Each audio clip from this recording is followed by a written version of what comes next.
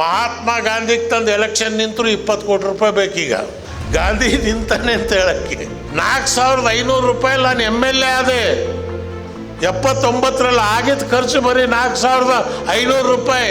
ಅದು ನೋಡಿ ನಾನು ನಾರಾಯಣಗೌಡರಿಗೆ ಯಾವತ್ತೂ ಹೇಳ್ತೀನಿ, ನೀವು ಬರೀ ಇದೇ ಮಾಡ್ಕೊಂಡು ಇಡಬೇಡ್ರಿ, ಎಲೆಕ್ಷನ್ ನಿಂತ್ಕೊಳ್ರಿ, ನೀವು ಈ ರಾಜ್ಯದ ಹೋಮ್ ಮಿನಿಸ್ಟರ್ ಆಗ್ತೀರಿ, ನಾವು ಮಾಡ್ತೀವಿ ಅಂತ.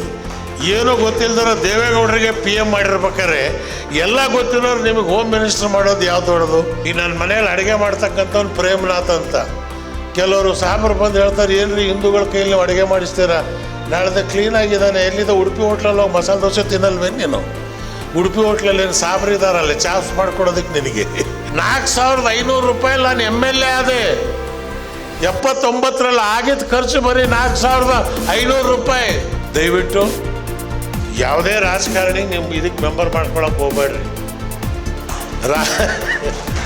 ರಾಜಕಾರಣಿಗಳಿಂದ ಇದನ್ನು ದೂರ ಇಡಿ.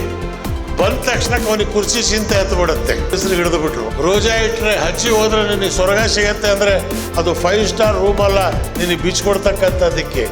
ಮುಸಲ್ಮಾನ ಯಾರು? ನನ್ನ 60 ವರ್ಷದ ರಾಜಕೀಯ ಜೀವನದಲ್ಲಿ ನಾನು ಏನನ್ನು ಬಯಸ್ತಾ ಇದ್ನೋ ಅದು ಇವತ್ತು ನನ್ನ ಕಣ್ಣೆದುರೇ ಕಾಣ್ತಾ ಇದ್ದೀನಿ. ಇವತ್ತು ಮುಸ್ಲಿಂ ಸಮಾಜ ಕನ್ನಡ ನಾಡಿನಲ್ಲಿ ಒಂದು ಬಾಂಧವ್ಯದ ವೇದಿಕೆಯನ್ನು ಸೃಷ್ಟಿ ಮಾಡಿ ಎಲ್ಲ ಸಮಾಜಗಳನ್ನು ಒಟ್ಟುಗೂಡಿಸ್ತಕ್ಕಂಥ ಏನಿವತ್ತು ಕೆಲಸಕ್ಕೆ ಕೈ ಹಾಕಿದಾರೋ ಇದು 50 ವರ್ಷದ ಹಿಂದೆ ನಡೀಬೇಕಾಗಿತ್ತು. ಕನ್ನಡ ಒಂದು ಜಾತಿಯ ಭಾಷೆ ಅಲ್ಲ, ಸಮಗ್ರ 7 ಕೋಟಿ ಜನರಿಗೆ ಸ್ಥಿರವಾಗಿರ್ತಕ್ಕಂಥ ಭಾಷೆ ಕನ್ನಡ ಭಾಷೆ. ಇದು ಜಾತಿ ಭಾಷೆ ಆಗಕ್ಕೆ ಅವಕಾಶ ಇರಲಿಲ್ಲ. ಆದರೆ ಇವತ್ತಿನ ರಾಜಕಾರಣಿಗಳು ಇದನ್ನು ಜಾತಿಯ ಭಾಷೆಯನ್ನಾಗಿ ಮಾಡ್ತಕ್ಕಂಥ ದೊಡ್ಡ ಪ್ರಯತ್ನವನ್ನು ಕರ್ನಾಟಕದಲ್ಲಿ ಮಾಡೋದಕ್ಕೆ ಪ್ರಯತ್ನ ಪಟ್ಟರು. ಗುಂಡ್ರಾಯರ ಕಾಲದಲ್ಲಿ ನಾನು ಮಂತ್ರಿ ಆಗಿದ್ದೆ 79-80ರಲ್ಲಿ. ಬಹುತೇಕವಾಗಿ ಇರ್ತಕ್ಕಂಥ ರಾಜಕಾರಣಿಗಳಲ್ಲಿ ಅತ್ಯಂತ ಸೀನಿಯರ್ ನಾನು. ಅನೇಕ ಜನರು ಸತ್ರು, ಬದುಕಿರೋರು ದೇವೇಗೌಡರು ಒಬ್ಬರೇ. ಎಲ್ಲರ ಜೊತೆ ಕೆಲಸ ಮಾಡ್ತಕ್ಕಂಥ ಒಂದು ಸೌಭಾಗ್ಯ ನನಗೆ ಸಿಕ್ಕಿದೆ. ನನ್ನ ಹತ್ರ ಇರೋದು 2 ಸರ್ಟಿಫಿಕೇಟ್ಗಳು. ಒಂದು ಕರಪ್ಟ್ ಅಲ್ಲ, 2ನೇದು ಕಮ್ಯುನಲ್ ಅಲ್ಲ, ಜಾತಿವಾದಿ ಅಲ್ಲ. ನನ್ನ ಪರಿಸ್ಥಿತಿ ಒಂದು ಕಾಲದಲ್ಲಿ ಸ್ಯಾಂಡ್ವಿಚ್ ಥರ ಆಗಿತ್ತು. ಒಂದು ಥರ ಹಿಂದೂ ಉಗ್ರವಾದಿಗಳು, ಇನ್ನೊಂದು ಕಡೆ ಮುಸ್ಲಿಂ ಉಗ್ರವಾದಿಗಳು, ಇದ್ರ ಮಧ್ಯದ ಸ್ಯಾಂಡ್ವಿಚ್ ಆಗಿದ್ದೆ ನಾನು. ಸುದೈವದಿಂದ ಇವತ್ತು 99% ಮುಸ್ಲಿಂ ಸಮಾಜ ಇಸ್ಲಾಂ ಧರ್ಮವನ್ನು ಅರ್ಥ ಮಾಡ್ಕೊಂಡಿದೆ. ಯಾಕಂದರೆ ಇಸ್ಲಾಂ ಧರ್ಮದಲ್ಲಿ ಜಾತೀಯತೆ ಅನ್ನಕ್ಕಂಥ ಅಂಶನೇ ಇಲ್ಲ. ನಮ್ಮ ಮೌಲ್ವಿಗಳು, ನಮ್ಮ ಸಾಹಿತ್ಯಗಳು ಇಸ್ಲಾಮಿನ ಪರಿಚಯವನ್ನು ಮಾಡಿಕೊಡ್ತಕ್ಕಂಥದ್ರಲ್ಲಿ ನಾವು ವಿಫಲರಾಗಿದ್ದೇವೆ. ಇವತ್ತು ನೀವು ಅದನ್ನು ಬಸವಣ್ಣನವರ ಏನು 12ನೇ ಶತಮಾನದಲ್ಲಿ ಅವರು ನುಡಿದಂಥ ನುಡಿ, ಅವ್ರು ಹೇಳಿದಂಥ ವಚನಗಳು 90% ಇಸ್ಲಾಮಿಕ್ ಸಂಬಂಧಪಟ್ಟಿರ್ತಕ್ಕಂಥದ್ದು. ಬಸವಣ್ಣ ಯಾರು? ನಾನು ಮುಸ್ಲಿಂ ಸಮಾಜದವ್ರಿಗೆ ಯಾವತ್ತೂ ಹೇಳ್ತೀನಿ, ನೀವು ಓದಿ. ಸರ್ವಜ್ಞನ ಬಗ್ಗೆ, ಬಸವಣ್ಣನ ಬಗ್ಗೆ, ಕನಕದಾಸರ ಬಗ್ಗೆ, ಕುವೆಂಪು ಅವ್ರ ಹತ್ರ ಪಾಠ ಹೇಳಿಸ್ಕೊಂಡವ್ರು ನಾವು. ಲಂಕೇಶ್ ಅವರು ನನ್ನ ಮೇಷ್ಟ್ರು. 75ನೇ ಇಸ್ವಿಯಲ್ಲಿ ಪಲ್ಲವಿ ಅಂತ ಒಂದು ಸಿನಿಮಾ ತೆಗಿಯಕ್ಕೆ ಹೋಗಿ ನನಗೆ ಹೀರೋ ಮಾಡಿದ್ದು. ಅದರಲ್ಲಿ 2 ರೀಲ್ ಶೂಟ್ ಆಯಿತು. 3ನೇ ರೂಲ್ ಬಂದಾಗ ನನಗೆ ಎಮರ್ಜೆನ್ಸಿಯಲ್ಲಿ ಪೊಲೀಸರು ಹಿಡಿದು ಬಿಟ್ರು. 18 ತಿಂಗಳು ನಾನು ಜೈಲಲ್ಲಿದ್ದೆ. ನಾನು, ದೇವೇಗೌಡರು, ರಾಮಕೃಷ್ಣ ಹೆಗಡೆ, ಆದ್ವಾನಿ, 6 ತಿಂಗಳು ಅಟಲ್ ಬಿಹಾರಿ ವಾಜಪೇಯಿ ಅವರು, ಪಿಲೋ ಮೋದಿರವರು, ಮಧು ದಂಡಾವತಿ ಅವರು, ಶ್ಯಾಮನಂದನ್ ಮಿಶ್ರಾರವರು, RSSನ ದಕ್ಷಿಣದ ಪ್ರಮುಖರಾದಂಥ ಯಾದವರಾವ್ ಜೋಶಿರವರು, ಅನೇಕ ಜನ, 2,000 ಜನ 18 ತಿಂಗಳು ನಾವು ಜೈಲಲ್ಲಿದ್ವಿ. ಅಲ್ಲಿ ಬಸವಣ್ಣನವರ ಬಗ್ಗೆ ಡೈಲಿ ಜೈಲಲ್ಲಿ ಸಭೆ ಮಾಡ್ತಾ ಇದ್ದೆ ನಾನು. ಬಸವಣ್ಣನವರ ಅಧ್ಯಾಯ, ಬಸವಣ್ಣನವರ ಚಿಂತನೆ ಇದನ್ನು ಹೇಳಿದಾಗ ಜೈಲ್ ಸೂಪರ್ಡೆಂಟು, ಜೈಲ DG ಇದ್ರು ಮಲ್ಲಯ್ಯ ಅಂತ, ಒಕ್ಕಲಿಗರವರು, ನನಗೆ ಭಾರಿ ಸ್ನೇಹಿತರು. ಅವ್ರು ಹೇಳೋರು, ಏನಯ್ಯ ನಮ್ಮ ಜೈಲಲ್ಲಿ ಇರೋರಿಗೆಲ್ಲ ಲಿಂಗ ಕಟ್ಟಿಸ್ದಂಗೆ ಕಾಣ್ತೀಯ ನೀನು ಅನ್ನೋರು. ನಾಳೆ ಲಿಂಗ ಅನ್ನಕ್ಕಂಥದ್ದು ಬಸವಣ್ಣಲ್ಲಿ ಆಕಾರ ಇಲ್ಲ, ನಿರಾಕಾರ. ಉಂಬದ ಲಿಂಗಕ್ಕೆ ನೈವೇದ್ಯ ಮಾಡುವರು, ಉಂಬುವ ಜಂಗಮ ಬಂದರೆ ಮುಂದೆ ಹೋಗು ಎಂಬುವರು, ಕಲ್ಲಿನ ನಾಗರಕ್ಕೆ ಹಾಲನ್ನು ಎರೆವರು, ನಿಜ ನಾಗರ ಕಂಡರೆ ಕೊಲ್ಲೆಂಬವರು, ಈಯನ್ನ ಹುಚ್ಚ ಶರಣರಿಗೆ ಏನೆಂದು ಕರೆಯಲು ಕೂಡಲ ಸಂಗಮ ದೇವ. ಇವತ್ತು ಲಿಂಗಾಯತರೇ ಬಸವಣ್ಣವ್ರನ್ನ ಮರ್ತು ಬಿಟ್ಟವ್ರೆ. ಅನೇಕ ಜನ ಮಠದ ಸ್ವಾಮಿಗಳಿಗೆ ಬಸವಣ್ಣನವರ ಮಠ ಇದೆ, ವಿರಕ್ತ ಮಠನೇ ಹೊರತು ಬಸವಣ್ಣನವರ ತತ್ವ ಸಿದ್ಧಾಂತದ ಮೇಲೆ ಮಠಗಳು ನಡೆದಿದ್ದೇ ಆದರೆ ಈ ರಾಜ್ಯದಲ್ಲಿ ಒಂದು ಕಡೆಯೂ ಜಾತೀಯತೆ ಅನ್ನಕ್ಕಂಥದ್ದು ಇರೋದಿಲ್ಲ. ಅದನ್ನು ಕೆಲವು ಕಾಲ ನಡೆಸಿದವರು ಸಿದ್ಧಗಂಗೆ ಮಹಾಸ್ವಾಮಿಗಳು, ಅವರ ಮಠದಲ್ಲಿ ಸಿರಿಗೆರೆ ಮಹಾಸ್ವಾಮಿಗಳು, ಮುರುಘರಾಜೇಂದ್ರ ಮಹಾಸ್ವಾಮಿಗಳು, ಗದಗಿನ ತೋಂಟದಾರ್ಯರು, ಇಲ್ಕಲ್ ಮಠದ ಅಲ್ಲಮಪ್ಪರುಗಳು ಮಹಾಸ್ವಾಮಿಗಳು, ಇವೆಲ್ಲ ಮಠಗಳಲ್ಲಿ ನಾನು ಇದ್ದಿ ಆಳವಾಗಿ ಅರ್ಥ ಮಾಡಿಕೊಂಡು ಇದೇ ನೋವು ನನಗಿತ್ತು, ನನ್ನ ಸಮಾಜ ಯಾವಾಗ ಒಂದು ಮೇನ್ ಹಾದಿಗೆ ಬರುತ್ತೋ ಅಂತ ಇವತ್ತು ನನಗದು ಸಂತೋಷ ಆಯ್ತು. ಇದನ್ನ ಬೆಳೆಸ್ಕೊಂಡು ಹೋಗಿ ಬಿಡಬೇಡಿ. ನಿಮಗೆ ವಿರೋಧ ಬರ್ಬೋದು, ವಿರೋಧಕ್ಕೆ ಲೆಕ್ಕ ಮಾಡಬೇಡ್ರಿ. ಗ್ರಾಮಾಂತರ ಮಟ್ಟದಲ್ಲಿ ನಿಮ್ಮ ಸಂಘಟನೆ ಇಳಿಬೇಕು. ಆರ್ಥಿಕವಾದಂತ ತೊಂದರೆಗಳು ನಿಮಗೆ ಬರ್ಬೋದು. ನಾನು ಪದೇ ಪದೇ ಸರ್ಕಾರಕ್ಕೆ ಹೇಳ್ತೀನಿ, ಇಂಥ ಸಂಘಟನೆಗಳಿಗೆ ನೀವು ಆರ್ಥಿಕವಾದಂತ ನೆರವು ನೀಡಿ. 79ರಲ್ಲಿ ಕನ್ನಡ ರಾಜ್ಯೋತ್ಸವ ಮಾಡಿದಾಗ ನಾರಾಯಣ ಕುಮಾರ್ ಅವರಿಗೆ, ವಾಟಾಳ್ ನಾಗರಾಜ್ ಅವರಿಗೆ 50 ಲಕ್ಷ ರೂಪಾಯಿ ಸರ್ಕಾರದಿಂದ ಕೊಡಿಸ್ತಾ ಇದ್ವಿ ನಾವು. 50 ಲಕ್ಷ ಆ ಕಾಲ. ಯಾಕೆ? ಕನ್ನಡ ಸಾಹಿತ್ಯ ಪರಿಷತ್ತಿನ ಅಧ್ಯಕ್ಷರಾಗಿದ್ದರು ಜಿ ನಾರಾಯಣರವರು. ಅವರ ಕಾರ್ಯಕಾರಿ ಸಮಿತಿಯಲ್ಲಿದ್ದಂಥ ಪ್ರಥಮ ಮುಸಲ್ಮಾನರನ್ನು ನಾನು ಅವತ್ತು ಜಿ ನಾರಾಯಣರ ಅಧ್ಯಕ್ಷರಾಗಿ 1974ರಲ್ಲಿ ಮುಸ್ಲಿಂ ಬಾಂಧವ್ಯ ವೇದಿಕೆ ಕರ್ನಾಟಕ ರಾಜ್ಯ, ನೀವು ಸಣ್ಣ ಸಣ್ಣ ಪುಸ್ತಕಗಳನ್ನು, ಕಿರು ಪರಿಚಯವನ್ನ ಹೊರಗೆ ತರ್ತಕ್ಕಂಥದಕ್ಕೆ ಪ್ರಯತ್ನ ಪಡಿ. ಅವತ್ತು ಕರ್ನಾಟಕದ ಏಕೀಕರಣಕ್ಕಾಗಿ ದೊಡ್ಡ ಹೋರಾಟ ಮಾಡಿದಂಥವ್ರು. ಅವ್ರು ಯಾವ ಕಾಲೇಜಲ್ಲಿ ಪದವಿ ಪಡೆದವರಲ್ಲ. ಅವರ ಹಿನ್ನೆಲೆ ಏನು? ಇದು ಕರ್ನಾಟಕದಲ್ಲಿ ಮುಸಲ್ಮಾನರಿಗೆ ಗೊತ್ತಿಲ್ಲ. ಕರ್ನಾಟಕದಲ್ಲಿ ಮುಸಲ್ಮಾನರ ಸಂಖ್ಯೆ 1,20,00,000 ಇದೆ, ನಿಮಗೆ ಗೊತ್ತಿಲ್ಲ. ಇವತ್ತು ನೀವು ವ್ಯಾಪಾರ ವ್ಯವಹಾರ 5 ಹೊತ್ತು ನಮಾಜಿ, ಇದೇ ಧರ್ಮ ಅಲ್ಲ.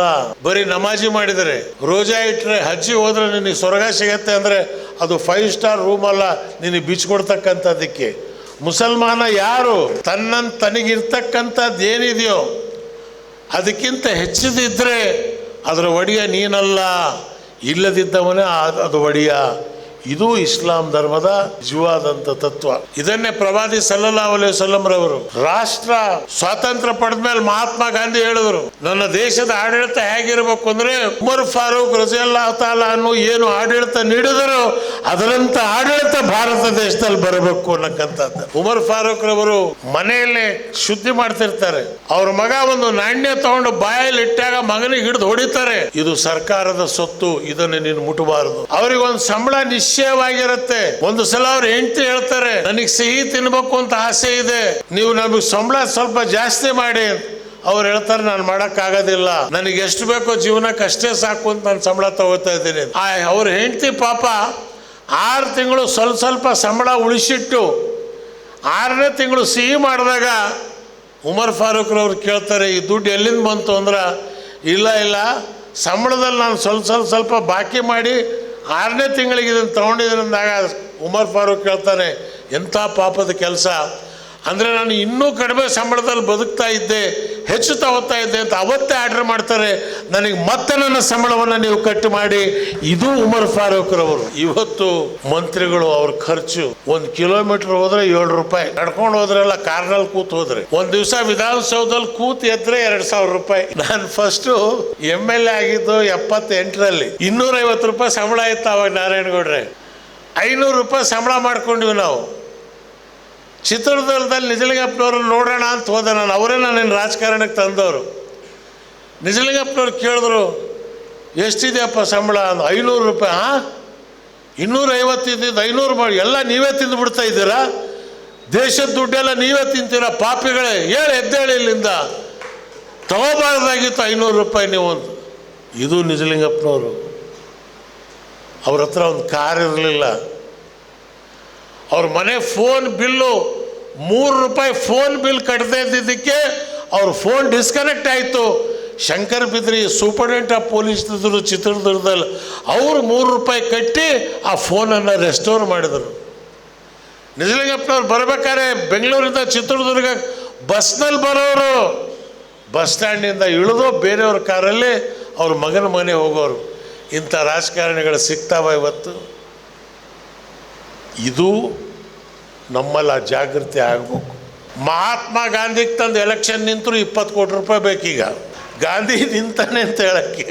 ನಾನು ಮೊನ್ನೆ ದಾವಣಗೆರೆ ಎಲೆಕ್ಷನಿಗೆ ನಾವೊಂದು 3ನೇ ಪಾರ್ಟಿ ಮಾಡಿ ಒಂದು ಕ್ಯಾಂಡಿಡೇಟ್ ಹಾಕಿ ಹೋದ್ವಿ. ಅಲ್ಲಿ ಹೆಣ್ಮಕ್ಳು ಓಟ್ ಹಾಕೋಕ್ಕೆ ಬರ್ತಾ ಇಲ್ಲ. ಯಾಕಮ್ಮ ಅಂದರೆ, ನಮ್ಗೆ ಇನ್ನೂ ಯಾರು ದುಡ್ಡು ತಂದು ಕೊಟ್ಟಿಲ್ಲರಿ, ಕೊಡೋ ತನಕ ನಾವು ಮನೆ ಹೊರಗೆ ಬರೋಂಗಿಲ್ಲ. ಅದು ಟಿ ವಿದಾಗ ಬಂತದು. ಮುಸ್ಲಿಂ ಧರ್ಮದ್ದು ಇದೇ ಆತ ಇದು ಹಣೆ ಬರ. ಎಲ್ಲ ಮತದಾರರು ಕೂಡ ಇವತ್ತು, ಹಿಂದೆ ಇದು ಇರಲಿಲ್ಲ. ಇದು 20 ವರ್ಷದ ಈಚೆಗೆ ಬಂದಿದ್ದು. 4,500 ರೂಪಾಯಿ ನಾನು MLA ಆದೆ. 79ರಲ್ಲಿ ಆಗಿದ್ದ ಖರ್ಚು ಬರೀ 4,500 ರೂಪಾಯಿ. ಧಾರವಾಡ ದಕ್ಷಿಣಕ್ಕೆ ನಾನು ಪಾರ್ಲಿಮೆಂಟಿಗೆ ನಿಂತೆ, ಆವಾಗ ಆಗಿದ್ದು ಖರ್ಚು ಬರೀ 50,000 ರೂಪಾಯಿ. ಇವತ್ತು ಒಂದು ಪಂಚಾಯತಿ ಮೆಂಬರ್ ಇರಬೇಕು 20 ಲಕ್ಷ ರೂಪಾಯಿ ಎಲೆಕ್ಷನ್ ಮಾಡೋದಕ್ಕೆ. ಇದು ಕೂಡ ನಿಮ್ಮ ಒಕ್ಕೂಟ ವೇದಿಕೆಗೆ ನಾನು ಹೇಳ್ತಕ್ಕಂಥದ್ದು, ಜನರಲ್ಲಿ ಜಾಗೃತಿಯನ್ನು ಮಾಡಿಸ್ತಕ್ಕಂಥದ್ದಕ್ಕೆ ಪ್ರಯತ್ನ ಪಡಿ. ಆ ಪಾರ್ಟಿ ಈ ಪಾರ್ಟಿ ಅಂತ ನೀವು ಹಚ್ಕೊಳ್ಳೋಕೆ ಎಲ್ಲ ಪಾರ್ಟಿಯವ್ರನ್ನು ಕರೀರಿ. ಇದನ್ನು ಸಾಮಾನ್ಯ ಜನರಲ್ಲಿ ಎಂದು ಇದು ಜಾಗೃತಿ ಬರೋದಿಲ್ವೋ ಆವಾಗ ತನಕ ನಿಮ್ಗೆ ಹೇಳ್ತೀನಿ, ನಮ್ಮ ಕರ್ನಾಟಕ ಚಿನ್ನದ ನಾಡಿದು. 8 ಲಕ್ಷ ಕೋಟಿ ರೂಪಾಯಿ 8 ಲಕ್ಷ ಕೋಟಿ ವರಮಾನ ಇದೆ ಈ ನಾಡಿಗೆ ಪ್ರತಿ ವರ್ಷ. ನಾನು ಪ್ಲ್ಯಾನಿಂಗ್ ಕಮಿಷನ್ ಯೋಜನಾ ಆಯೋಗದ ಉಪಾಧ್ಯಕ್ಷನಾಗಿ 4 ವರ್ಷ ಕೆಲಸ ಮಾಡಿದ್ದೀನಿ. ಸಿದ್ದರಾಮಯ್ಯ ಅಧ್ಯಕ್ಷ, ನಾನು ಉಪಾಧ್ಯಕ್ಷ. 4 ಬಡ್ಜೆಟ್ಗಳು ಮಾಡಿದ್ದೀನಿ ನಾನು. ಆ ಬಡ್ಜೆಟ್ ಸರ್ಪ್ಲಸ್ ಇತ್ತು, ಯಾವತ್ತೂ ಆ ಬಡ್ಜೆಟಲ್ಲಿ ಕಡಿಮೆ ಬರಲಿಲ್ಲ. ಇವತ್ತು ನೀವು ಡಾಕ್ಟ್ರುಗಳು ಬುದ್ಧಿವಂತರು ಇದನ್ನು ಸಂಘಟನೆಯನ್ನು ಮಾಡ್ಕೊಂಡು ಹೋಗ್ತಾ ಇದ್ದೀರಿ. ದಯವಿಟ್ಟು ಯಾವುದೇ ರಾಜಕಾರಣಿಗೆ ನೀವು ಇದಕ್ಕೆ ಮೆಂಬರ್ ಮಾಡ್ಕೊಳಕ್ಕೆ ಹೋಗಬೇಡ್ರಿ. ರಾಜಕಾರಣಿಗಳಿಂದ ಇದನ್ನು ದೂರ ಇಡಿ. ಬಂದ ತಕ್ಷಣಕ್ಕೆ ಅವನಿಗೆ ಕುರ್ಚಿ ಚಿಂತೆ ಎತ್ಬಿಡುತ್ತೆ. ಹೆಂಗೆ ಕುರ್ಚಿ ಮಾಡಬೇಕು, ಓಟ್ ಹೆಂಗೆ ಮಾಡಬೇಕು. ಇಂಥವ್ರನ್ನ ನೀವು ಹೊರಗಿಟ್ಟು ಅವ್ರನ್ನ ಕರೀರಿ, ಅವ್ರ ಮಾತು ಕೇಳಿ. ಆದರೆ ಅವರಿಗೆ ನಿಮ್ಮ ಸಂಘದ ಚಾಲನೆಯನ್ನು ಅವ್ರ ಕೈಯಾಗ ಕೊಡಬೇಡ್ರಿ. ಆಗಲೇ ನೀವು ಸಕ್ಸಸ್ ಆಗ್ತಕ್ಕಂಥದ್ದಕ್ಕೆ ಸಾಧ್ಯ. ಆದ್ದರಿಂದ ಇವತ್ತು ನಾನು ಇಂಥದ್ದು ಒಳ್ಳೆಯ ಒಂದು ಕಾರ್ಯಕ್ರಮ ಆಗತ್ತೆ ಅಂತ ನಾನು ಅಂದ್ಕೊಂಡಿಲ್ಲ. ಅವರು ಮಂಡ್ಯದ ನನಗೆ ಕರೆಯೋಕ್ಕೆ ಬಂದಾಗ ಇವರು ದಾಡಿ ಗಿಡಿ ಬಿಟ್ಕೊಂಡು ನಾನು ಹೇಳಿದೆ, ಏನು ರೀ ಇದು ಇದು ಸತ್ಯನ ಮಂಡ್ಯದಲ್ಲಿ ಆಗತ್ತ? ಕಾರಣ ಇದು ಮಾದೇಗೌಡರು ನನಗೆ ಆತ್ಮೀಯ ಸ್ನೇಹಿತರು, ಶಂಕರೇಗೌಡರು, ಚೌಡಯ್ಯನವರು, ಸಿಂಗಾರಿಗೌಡರು. 50 ವರ್ಷದ ಹಿಂದಿಂದ ಈ ಜಿಲ್ಲೆಗೆ ಬರ್ತಾಯಿದ್ದೀನಿ ನಾನು. ಆವಾಗ ಜಾತಿ ಮತ ಪಂಥ ಕುಲ ಏನೂ ಇರಲಿಲ್ಲ. ಆ ನಾಯಕರ ಮಧ್ಯೆ ಬೆಳೆದಿರ್ತಕ್ಕಂಥವ್ರು ನಾವು. ಈಗ ಹೋದ ತಕ್ಷಣ ಈ ಟಿಕೆಟ್ ಕೇಳ್ಬೇಕಾದ್ರೆ ಫಸ್ಟ್ ಕೇಳೋದು, ನೀನು ಯಾವ ಜಾತಿ? ಒಕ್ಕಲಿಗರಿದ್ದರೆ ದಾಸ್ ಒಕ್ಕಲಿಗನ, ಗಂಗಡ್ಕಾರ ಒಕ್ಕಲಿಗನ, ಕುಂಚಿಟಿಗನ, ಒಕ್ಕಲಿಗರೆಲ್ಲ 5 ಜಾತಿ ಮಾಡಿದವರೇ ನಮ್ಮ ರಾಜಕಾರಣಿಗಳು. ಲಿಂಗಾಯತರಲ್ಲಿ ಸಾದರ, ಬಣಜಿಗರ, ಪಂಚಮಸಾಲಿಗಳ, ಸಾಬರಲ್ಲಿ ನದಾಫ, ಪಿಂಜಾರನ, ಪಠಾಣ, ಸಯ್ಯದ. ಇದು ದುರ್ದೈವ. ಹಿಂದೆ ಪಿಂಜಾರ ಸಮಾಜನ ಭಾರಿ ಕೆಳಮಟ್ಟ ಸಮಾಜ ಅಂತ ತಿಳ್ಕೊತಾ ಇದ್ರು. ಆದರೆ ಇವತ್ತು ಡಾಕ್ಟ್ರುಗಳು ಇಂಜಿನಿಯರ್ಗಳಾದಮೇಲೆ ಅದೇ ಪಿಂಜಾರಿಗೆ ಕರೆದು ಹೆಣ್ಣು ಕೊಡೋಕ್ಕೆ ಶುರು ಮಾಡಿದ್ರು. ಆವಾಗ ನಾನು ಕೇಳೋಕ್ಕೆ ಶುರು ಮಾಡಿದೆ, ಆವಾಗ ಪಿಂಜಾರಿ ಅಂತಿದ್ದ, ಇಲ್ಲರಿ ಅವನು ಡಾಕ್ಟ್ರ್ ಆಗ್ಯಾನ, ಇಂಜಿನಿಯರ್ ಆಗ್ಯಾನ. ಈ ಮೂಢನಂಬಿಕೆಗಳನ್ನು ಸಮಾಜದಿಂದ ತೆಗಿತಕ್ಕಂಥದ್ದಕ್ಕೆ ಇವತ್ತು ನೀವು ಕನ್ನಡ ವೇದಿಕೆಯನ್ನು ಉಪಯೋಗಿಸ್ಕೊಳ್ಳಿ. ಕನ್ನಡ ಚಳವಳಿ, ಕನ್ನಡ ಬರೀ ಹಿಂದಿದ್ದವರೆಲ್ಲ ನಾವೆಲ್ಲ ಅದೇ ಪಾರಂಪರೆಯಿಂದ ಬಂದಿದ್ದು. ವಾಟಾಳ್ ನಾಗರಾಜು, ನಾರಾಯಣ ಕುಮಾರು, ಸಂಜೀವಪ್ಪನವರು, ಸಂಪಂಗಿಯವರು 62ನೇ ಇಸ್ವಿಯಲ್ಲೇ ನಾವು ಆ ಹೋರಾಟದಿಂದ ಬಂದವರು. ಆದರೆ ಶ್ರೀಮಾನ್ ನಾರಾಯಣಗೌಡರು ಈ ಹೋರಾಟಕ್ಕೆ ಒಂದು ನಿಜ ಸ್ವರೂಪವನ್ನು ಕೊಟ್ಟಿದ್ದಾರೆ ಇವತ್ತಿನ ದಿವಸ. ಏನು ಉತ್ತರ ಹಿಂದೂಸ್ತಾನದ ಹಿಂದಿ ಏರಿಕೆ, ಬ್ಯಾಂಕ್ಗಳಲ್ಲಿ, ರೈಲ್ವೆಗಳಲ್ಲಿ, UPSCಯಲ್ಲಿ ಎಲ್ಲದರಲ್ಲೂ ಕನ್ನಡದಲ್ಲೇ ಬರೀಬೇಕು ಪರೀಕ್ಷೆ, ಆ ವಾತಾವರಣ ನಿರ್ಮಾಣ ಆಗಬೇಕು ಅನ್ನಕ್ಕಂಥ ಒಂದು ದೊಡ್ಡ ಕ್ರಾಂತಿಯನ್ನು ಶ್ರೀಮಾನ್ ನಾರಾಯಣಗೌಡರು ಮಾಡ್ಕೊಂಡು ಬಂದಿದ್ದಾರೆ. ಆದ್ದರಿಂದ ಅವ್ರಿಗೆ ಇವತ್ತು ನೀವು ಪ್ರಶಸ್ತಿ ಕೊಡ್ತಿರ್ತಕ್ಕಂಥದ್ದು, ಅದರಲ್ಲಿ ನಾನು ಸೇರಿರ್ತಕ್ಕಂಥದ್ದು ನನಗೆ ಭಾರಿ ಸಂತೋಷ. ಅದು ನೋಡಿ ನಾನು ನಾರಾಯಣಗೌಡ್ರಿಗೆ ಯಾವತ್ತೂ ಹೇಳ್ತೀನಿ, ನೀವು ಬರೀ ಇದೇ ಮಾಡ್ಕೊಂಡು ಇಡಬೇಡ್ರಿ, ಎಲೆಕ್ಷನ್ ನಿಂತ್ಕೊಳ್ರಿ, ನೀವು ಈ ರಾಜ್ಯದ ಹೋಮ್ ಮಿನಿಸ್ಟರ್ ಆಗ್ತೀರಿ, ನಾವು ಮಾಡ್ತೀವಿ ಅಂತ. ಏನೂ ಗೊತ್ತಿಲ್ಲದರೋ ದೇವೇಗೌಡರಿಗೆ PM ಮಾಡಿರ್ಬೇಕಾದ್ರೆ ಎಲ್ಲ ಗೊತ್ತಿರೋರು ನಿಮಗೆ ಹೋಮ್ ಮಿನಿಸ್ಟರ್ ಮಾಡೋದು ಯಾವ್ದು ದೊಡ್ಡದು? ನಿಮ್ಮ ಅಧ್ಯಕ್ಷರಿಗೂ ನಿಮ್ಮೆಲ್ಲರಿಗೂ ಅಭಿನಂದಿಸ್ತೇನೆ. ಇದನ್ನು ಮಾಡ್ಕೊಂಡು ಹೋಗಿ, ದೇವ್ರು ನಿಮಗೆ ಒಳ್ಳೇದು ಮಾಡ್ತಾನೆ. ನಾನು ದೇವರಲ್ಲಿ ವಿಶ್ವಾಸ ಇಡ್ತಕ್ಕಂಥವ್ರು. ದೇವರೊಬ್ಬನೇ, ನಾಮ ಹಲವು. ಈಗ ನನ್ನ ಮನೇಲಿ ಅಡುಗೆ ಮಾಡ್ತಕ್ಕಂಥವ್ನು ಪ್ರೇಮ್ನಾಥ್ ಅಂತ. ಕೆಲವರು ಸಾಬ್ರು ಬಂದು ಹೇಳ್ತಾರೆ, ಏನು ರೀ ಹಿಂದೂಗಳ ಕೈಯಲ್ಲಿ ನೀವು ಅಡುಗೆ ಮಾಡಿಸ್ತೀರಾ? ನಾಳೆದ ಕ್ಲೀನಾಗಿದ್ದಾನೆ, ಎಲ್ಲಿದ್ದ ಉಡುಪಿ ಹೋಟ್ಲಲ್ಲಿ ಹೋಗಿ ಮಸಾಲೆ ದೋಸೆ ತಿನ್ನಲ್ವೇನು ನೀನು? ಉಡುಪಿ ಹೋಟ್ಲಲ್ಲಿ ಏನು ಸಾಬ್ರು ಇದ್ದಾರಲ್ಲ ಚಾಪ್ಸ್ ಮಾಡ್ಕೊಡೋದಕ್ಕೆ ನಿನಗೆ. ಇವತ್ತು ಮಂಡ್ಯದವ್ರು ಹುಡುಗಿ ನನ್ನ ಮನೇಲಿದ್ದಾಳೆ, 5 ಜನನೂ ಹಿಂದೂಗಳ ಕೆಲಸ ಮಾಡ್ತಕ್ಕಂಥವ್ರು. ನನಗೆ ಅನಿಸಿಲ್ಲ ಇವ್ರು ಯಾವ ಜಾತಿ. ಒಬ್ಬರು ಒಕ್ಕಲಿಗರಿದ್ದಾರೆ, ಒಬ್ಬರು ಲಿಂಗಾಯತರಿದ್ದಾರೆ. ಆ ಪ್ರೇಮ್ನಾಥ್ ಅಂತ ಬ್ರಾಹ್ಮಣರವನು ಇಷ್ಟು ಚೆನ್ನಾಗಿ ನಾನ್ ವೆಜಿಟೇರಿಯನ್ ಮಾಡ್ತಾನೆ, ಅದಕ್ಕಿಂತ ಟೇಸ್ಟ್ ಯಾವುದೂ ಇಲ್ಲ. ಆದರೆ ಅವನು ತಿನ್ನಲ್ಲ, ನಮಗೆ ಮಾಡಾಕ್ತಾನೆ ಅವನು. ಸೊ ಅದಕ್ಕೆ ಈ ಇಂಜಿನಿಯರಿಂಗ್ ಕಾಲೇಜ್ ಮಾಡಿದ್ದೀನಿ. 50% ಮುಸಲ್ಮಾನರಿಗೆ ಫ್ರೀ ಸೀಟ್ ಕೊಟ್ಟರೆ 50% ಹಿಂದೂಗಳಿಗೆ ಫ್ರೀ ಸೀಟ್ ಕೊಡ್ತಾ ಇದ್ದೀನಿ. ಇವತ್ತು ನನ್ನ ಕಾಲೇಜಲ್ಲಿ ಡೊನೇಷನ್ ಇಲ್ಲ, ಜಾತಿ ಇಲ್ಲ. ಒಳ್ಳೆ ಮಾರ್ಕ್ ಇದ್ದರೆ ಇದುವರೆಗೆ ನಾನು ಮಾಡಿರ್ತಕ್ಕಂಥದ್ದೇನು 8,000 ಮಕ್ಕಳಿಗೆ ನಾನು ಇಂಜಿನಿಯರ್ ಮಾಡಿದ್ದೀನಿ. ಅದೇ ನನ್ನ ದಾಸೋಹ. ನಾನೆಲ್ಲೂ ಪೇಪರಲ್ಲಿ ಅಡ್ವರ್ಟೈಸ್ಮೆಂಟ್ ಹಾಕಿಸ್ಕೊಂಡು ಇಲ್ಲ, ಅವಶ್ಯಕತೆ ಇಲ್ಲ ನನಗೆ. ಎಂಥವ್ರ ಮಕ್ಕಳು, ಆಟೋ ನಡೆಸೋನ ಮಗ, ಮನೇಲಿ ಕೆಲಸ ಮಾಡ್ತಕ್ಕಂಥವಳ ಮಗ, ದೇವಸ್ಥಾನದಲ್ಲಿ ಪೂಜೆ ಮಾಡ್ತಕ್ಕಂಥ ಪೂಜಾರಿ ಮಗಳು ಕೂಡ. ಅಲ್ಲೊಬ್ರು ಕೇಳಿದ್ರು ಬಂದು, ಬ್ರಾಹ್ಮಣರು ಹುಡುಗಿ ತೊಗೊಂಬಂದು ಸಾಬ್ರ ಕಾಲೇಜಿಗೆ ಸೇರಿಸಿದಲ್ರಿ ಪೂಜಾರಿ, ನೀವೆಂಥವ್ರು ಅಂತ. ಆವಾಗ ಆ ಪೂಜಾರಿ ಉತ್ತರ ಕೊಟ್ಟರು, ಮೈಸೂರು ಬ್ಯಾಂಕ್ ದೇವಸ್ಥಾನದಲ್ಲಿ ಪೂಜೆ ಮಾಡ್ತಾರೆ. ಅವ್ರು ಹೇಳಿದ್ರು 100 ಜನ ಸಾಬ್ರು ಹಾಕಿದ್ರು, 100 ಜನ ಬ್ರಾಹ್ಮಣರು ಹಾಕಿದ್ರು, ಒಬ್ಬರು ಇಬ್ರಾಹಿಂ ಸಾಹೇಬ್ರು ಹಾಕ್ತಾರೆ. ಜಾತಿ ಏನು ಅನ್ನಕ್ಕಂಥದ್ದು ಅವ್ರ ಕಾಲೇಜಲ್ಲಿ ಹೋಗಿ ನೋಡಿ. ಇವತ್ತು 600 ಜನ ಹುಡುಗಿಯರು ಅನ್ಯ ಜಾತಿಯವರು ಇದ್ದಾರೆ ಅಲ್ಲಿ. ಕಾರಣ ಅಲ್ಲಿ ರ್ಯಾಗಿಂಗ್ ಇಲ್ಲ. ಮಗಳು ಮನೇಲಿ ಎಷ್ಟು ಸೇಫಾಗಿರ್ತಾಳೋ ಕಾಲೇಜಲ್ಲಿ ಅಷ್ಟೇ ಸೇಫು. ಭಗವಂತನ ಕೃಪೆಯಿಂದ 90% ರಿಸಲ್ಟ್ ಬರುತ್ತೆ. ಅನ್ಯರ ಮಕ್ಕಳಿಗೆ ವಿದ್ಯೆಯನ್ನು ಕೊಟ್ಟು ಅವ್ರ ಮನೆ ದೀಪ ಬೆಳಗತ್ತಲ್ಲ, ಆ ದೀಪದ ಬೆಳಕೇ ನಿಮ್ಮ ಹೃದಯದಲ್ಲಿ ಧರ್ಮದ ಬೆಳಕಾಗತ್ತೆ. ಅದನ್ನು ನಾವು ಆಚರಿಸ್ಕೊಂಡು ಬರೋಣ ಅಂಥೇಳಿ ಎಲ್ಲರಿಗೂ ಕರೆದು ನನ್ನನ್ನು ಬರಮಾಡ್ಕೊಂಡು ನಾಲ್ಕು ಮಾತಾಡ್ತಕ್ಕಂಥದ್ದಕ್ಕೆ ಅವಕಾಶ ಕೊಟ್ಟು. ಯಾಕಂದ್ರೆ ನಾನು ಮಂತ್ರಿನೂ ಅಲ್ಲ, ಇವತ್ತು ನನ್ನ ಹತ್ರ ಯಾವುದೂ ಅಧಿಕಾರನೂ ಇಲ್ಲ, ಹಿಂದೇನೂ ಇಲ್ಲ ಮುಂದೇನೂ ಇಲ್ಲ. ಅಲಕ್ ನಿರಂಜನ್ ಅಂತ ಹೊಂಟಿದ್ದೀವಿ ನಾವು. ನೀವು ಕರೆದು ನಿಮ್ಮೆಲ್ಲರನ್ನ ಸಭಿಕರ, ಅದು ಮಂಡ್ಯದಲ್ಲಿ ಇಂಥ ಒಂದು ಸಭೆ ಮಾಡಿದ್ದೀರಿ, ನೀವು ಅಭಿನಂದಿಸ್ತೇನೆ. ಮುಂದುವರಿರಿ, ನನ್ನ ಎಲ್ಲ ಸಹಾಯ ಸಹಕಾರ ನಿಮ್ಮ ಜೊತೇಲಿ ಇದೆ ಅಂತ ಹೇಳ್ತಕ್ಕಂಥ. ಆವಾಗ ಅವ್ರು ಹೇಳಿದ್ರು, ಇವನಾರವ ಎನಿಸಿದರಯ್ಯ, ಇವ ನಮ್ಮವ ಎನಸಯ್ಯ. ಇದನ್ನೇ ಬಸವಣ್ಣವ್ರು ನಮಗೆ ಕೊಟ್ಟಿರ್ತಕ್ಕಂಥ ದೊಡ್ಡ ನೀತಿ. ಅದನ್ನು ಪಾಲನೆ ಮಾಡೋಣ. ನಾವೆಲ್ಲರೂ ಒಂದು ತಾಯಿಯ ಮಕ್ಕಳಂತೆ ಬಾಳೋಣ. ಕರ್ನಾಟಕದ ಹಿರಿಮೆಯನ್ನು ಎತ್ತಿ ಹಿಡಿಯೋಣ. ಭಾರತ ಜನನೀಯ ತನುಜಾತೆ, ಜಯೇ ಕರ್ನಾಟಕ ಮಾತೆ. ಆವತ್ತು ಆ ಕುವೆಂಪುನವ್ರು ಹಾಡ್ಬೇಕಾದ್ರೆ ಕೇಳ್ಬೇಕಾದ್ರೆ ಕಣ್ಣಲ್ಲಿ ನೀರು ಬರ್ತಾ ಇತ್ತು. ಆ ಕುವೆಂಪಿಗೂ ಬಿಟ್ಟಿರಲಿಲ್ಲ, ಅಲ್ಲೂ ಕೂಡ ಅವರಿಗೂ ಕೂಡ ಇವು ಒಕ್ಕಲಿಗರನ್ನು ಅಂತೇಳಿ ಕೆಲವು ಬ್ರಾಹ್ಮಣರು ಹಿಂದೆ ಬಿದ್ದಿದ್ದರಲ್ಲಿ.